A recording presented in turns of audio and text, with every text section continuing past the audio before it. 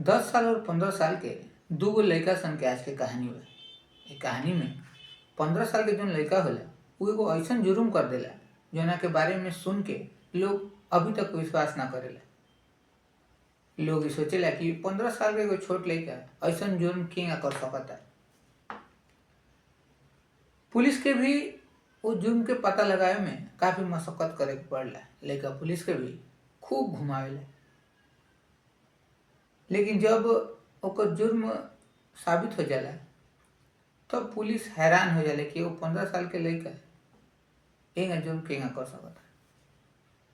साथ ही में पूरा पब्लिक में ये चर्चा होखे लागेला कि एकर जुर्म के हिसाब से एकरा के बच्चा सन के जेल में रखल जाओ या फिर एकरा के सीधे बड़ा सन के जेल में डालल जाओ। काहे कि एकर जो दिमाग बा ई कोनो शातिर अपराधी से कम नइखे। तो यही के बारे में आज के कहानी बा। और आज के कहानी है मध्य प्रदेश के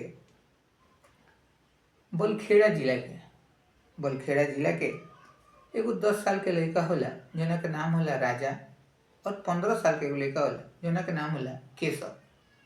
राजा और केशव में अच्छा दोस्ती रहेला। समय के साथ दोनों के दोस्ती बढ़त जाला और यही बीच एक बार ऐसन होला कि केशव के राजा के बहन से लगाव हो जाला। ई लगाव धीरे धीरे प्यार में बदल जाला और दोनों एक दूसरा से प्यार कर लागेला सन। दोनों चोरी छुपा मिलत रहेला सन, लेकिन एक बार राजा के नजर एकनी पर पड़ जाला।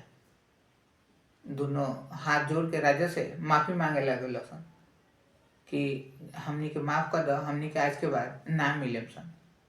लेकिन राजा के एमे एगो मौका दिखेला। राजा चूंकि थोड़ा गरीब परिवार से रहेला तो उ केशव के ब्लैकमेल कर शुरू कर देला। वो लगातार केशव से कुछ कुछ पैसा के डिमांड करे लागेला, जैसे कि 100 रुपया, 200 रुपया। धीरे धीरे ई डिमांड बढ़त भी जाला और अब डिमांड बढ़ के एगो मोबाइल तक पहुंच जाला। राजा केशव से कहेला कि अगर तू हमार मुंह बंद रखे चाहत रहल तो हमरा के एगो एंड्रॉयड फ़ोन दिलवावल। चूँकि एंड्रॉयड फ़ोन की कीमत लगभग 10,000 के आसपास होला और केशव अभी तक अपने परिवार से ही पैसा, अपने मम्मी पापा से ही पैसा लेता रहेला। तो वो थोड़ा घबरा जाला कि अचानक से हम 10,000 रुपया के मोबाइल राजा के कहाँ से दी। तो यही से परेशान होके केशव एगो प्लान बनावेला कि अब बहुत हो गई, अब हमरा राजा के अपना रास्ता से हटावे के पड़ी। प्लान के तहत राजा के केशव नर्मदा नदी के तरफ ले जाला, जौन की ओकरा गांव से लगभग 25 किलोमीटर दूर रहेला। और जो पहुंचला के बाद केशव राजा के सिर पर तेज डंडा मारेला। राजा चोट के वजह से वही बेहोश हो जाला और ओकरा सिर से खून बहे लागेला। लेकिन केशव चूंकि बहुत गुस्सा में रहेला तो ये सब बात के परवाह कइला बिना उ एगो लकड़ी के नाव भी बनावेला और वही नाव पे राजा के हाथ पर बांध के राजा के बेहोशी के हालत में ही वो नाव पर डाल के छोड़ देला और वापस अपना घरे चली आएला। इन्हें जब राजा शाम तक अपना घरे ना लौटेला तो ओकर घर वाला काफी परेशान हो जाला। परेशानी के आलम इतना कि अगला ही दिन 6 मार्च 2021 के राजा के जो परिवार होला ओकर मम्मी पापा सीधे नजदीकी थाना में पहुंच जाला। थाना में गइला के बाद वो लोग शिकायत दर्ज करवावेला लो कि हमार 10 साल के लड़का अभी तक घर नहीं पहुंचल और काल से ही वो गायब बा। पुलिस रिपोर्ट दर्ज कर लेले और पुलिस जांच में जुट जाले। हालांकि जांच में कुछ ज़्यादा पता ना चला, लेकिन एगो गांव वाला ये बतावेला कि राजा के हम देखले रहनी केशव के साथ ही, यानी आखिरी बार राजा के जोन साथ जेकरा के देखल गए रहे वो केशव ही रहेला। तो पुलिस केशव से भी पूछताछ करेला। केशव बतावेला कि हाँ राजा हमरा साथे रहे, हमार दोस्त रहला, तो हमरा साथ ही रहेला, लेकिन ऊ पता ना कहाँ चल गए। ओकरा बाद हमहू अपना घरे आ गई, हमरा पता नहीं कि अभी ऊ कहाँ बा। तो लोग भी सोचेला कि हाँ, दोस्ती यारी में तो लड़का एक दूसरे के साथ रहेला सन। तो यही वजह से किशोर पर ओकरा पुलिस के ज़्यादा शक ना होला। पुलिस आगे भी बहुत खोजबीन करेले, लेकिन पुलिस के हाथे कौनो सबूत ना मिले। अब धीरे धीरे 6 तारीख से 11 तारीख 12 तारीख हो जाला, यानी कि 6-7 दिन हो गए रहेला राजा के गायब होइले। और ये वजह से परिवार वाला और गांव वाला में काफ़ी नाराजगी रहेला, और उ लोग गुस्सा में मध्य प्रदेश पुलिस के खिलाफ नारेबाजी करे लगेला। ये बात जब मीडिया कवर करे लगेला तो पुलिस पर एक बार और दबाव बढ़ेला। दबाव के कारण पुलिस जांच के दोबारा और तेजी से बढ़ावे लगेले। पुलिस के कुछ ऐसा मन में आएला तो दोबारा किशोर से पूछताछ करेले। किशोर से ही पूछले कि का एमे कोनो किडनैपिंग के बात नहीं नु, काहे कि आजकल बच्चा सन के भी किडनैपिंग बहुत ज़्यादा बढ़ गई रहेला। तो ये वजह से किशोर के ये पूछल जाला कि का तरह ऐसा कोनो बात पता बा जौन तू हमनी के बतावे चाहत रह। तो किशोर किडनैपिंग के बात सुन के एगो कहानी बना देला, और पुलिस के बतावेला कि कुछ दिन पहले हमार भी किडनैपिंग हो गई रहे, और हम कहूँगा बच बचा के ओकनी के चंगुल से बाहर आ गए। तो ये भी हो सकता कि कहीं राजा के भी वही लोग किडनैप कर ले हो। तो पुलिस काफ़ी हद तक ओकरा पर फिर भरोसा कर ले कि हो सकता कि किशोर बात सच बोलता है। लेकिन पुलिस के जो काम होला शक कईल, तो वही शक के आधार पर पुलिस किशोर के फ़ोन के लोकेशन के जांच करेले कि आखिर जहिया की बात बतावता तहिया किशोर के फ़ोन कहाँ रहे और वो कहाँ रहे। चौंकाए वाला बात ही होला कि जब लोकेशन के जांच होला तो ये पता चला कि किशोर जौना तारीख के ही बात बोलस कि हमार किडनैप हो गए रहे, वो दिन ओकर फ़ोन ओकर लगे रहे और घर ही रहे।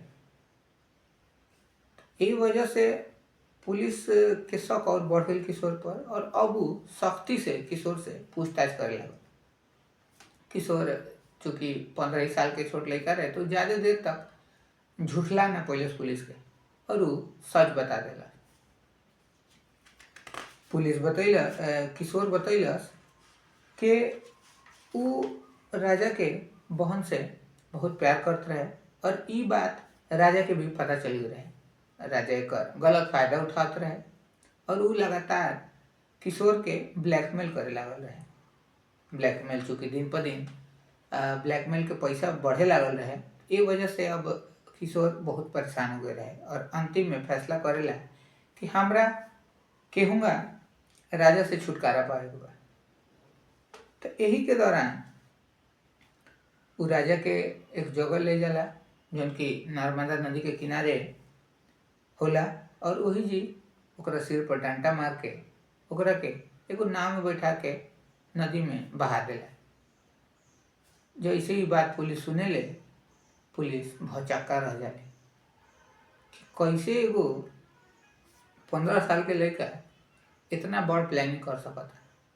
हालांकि ओकरा से पूछला पर कि तू प्लानिंग के कैलक, केहू तार एमे मदद कैले रहे, तो किशोर बताया कि हाँ, हम साउथ मूवी से काफ़ी इंस्पायर हुए रहनी, हम साउथ मूवी के काफ़ी मदद ले रहनी प्लान के बनाए में, बहुत सारा साउथ मूवी देख ले रहनी। हालांकि राजा के जो बॉडी होला वो मोराच घाट से मिल जाला, जो कि नर्मदा नदी के ही एगो घाट है, और वो गांव से लगभग 25 किलोमीटर दूर होला। तो 25 किलोमीटर दूर राजा के बॉडी मिल जाला, और 8 दिन बाद जाके ओकर बॉडी मिलेला। किशोर पे आईपीसी धारा 302 के तहत हत्या के केस चलेला, और साथ ही में लाश छुपावे खातिर धारा 201 के तहत भी केस चलेला। पुलिस किशोर के कोर्ट में हाजिर कैला के बाद जेल भी भेज दिले। तो छोटा बच्चा के साथी दिमाग देखला के बाद ई सोचल बिल्कुल जायज बा कि का ओकरा दिमाग के आधार पर ओकरा के जेल में डालल सही बा, ओकर गुनाह के आधार पर, या फिर बस एक आधार पर कि 15 साल के बाद तो ओकरा के बाल गृह में डालल जरूरी बा। तू लोग अपन राय कमेंट बॉक्स में जरूर दिहल कि आखिर ऐसन गुनाहगार सन के का सजा दिहल उचित रही। काहे कि दिन पर दिन जितना 15 से 20 साल के जो लड़का बड़ा सन ओकनी के गुनाह की गति और ज़्यादा ही बढ़ल जाता है। हाल फिलहाल में ऐसा बहुत कहानी आयल बा सामने जेमें नाबालिग लड़का ही दोषी पावल गईल बा, चाहे वो निर्भया कांड होको, उनमें जो सबसे छोट लड़का रहेला उहे सबसे ज़्यादा निर्भया के चोट पहुँचेले रहेला। साथ में ही अभी हाल ही में एगो पोर्शे कार के घटना भइल, ओमे एगो अमीर बाप के लड़का जौन की महज 17 साल के रहे, उ एगो लड़का एगो लड़की के एक्सीडेंट करके ओकर हत्या कर देलक। तो यह सब बात बा आजकल हमनी के जेकरा के छोट समझते इंसान उ छोट बिल्कुल नहीं है। ये कहानी सुनौलक हमार मकसद तालो के परेशान कइल ना, नहीं केहू के दिल दिखावला। ये कहानी बतेला के मतलब तालो के सावधान कइल कि आजकल हमनी के जितना सावधान रहली उतने हमनी के और हमनी के परिवार खातिर अच्छा रहे। तो दोस्तों मिले नहीं तालो से एगो नया क्राइम की वीडियो के साथ। वीडियो देखे खातिर बहुत बहुत शुक्रिया।